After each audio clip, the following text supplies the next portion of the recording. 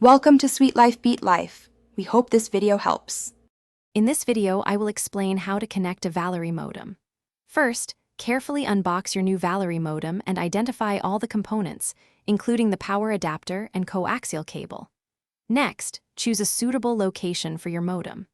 A central spot in your home, away from obstructions, will help maximize your Wi-Fi coverage.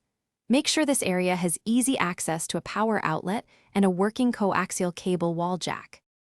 Now, let's connect the cables. Take the coaxial cable and firmly screw one end into the wall jack and the other end into the cable in port on the back of your Valerie modem. If you're connecting directly to a computer, use an Ethernet cable to link the modem's LAN port to your computer's Ethernet port.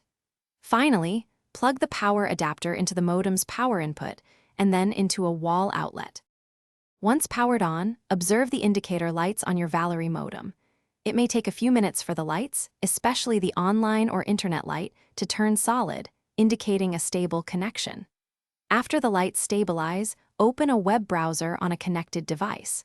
You should be redirected to your internet service provider's activation page. Follow the instructions to register your modem. If you encounter any difficulties, contact your provider's support.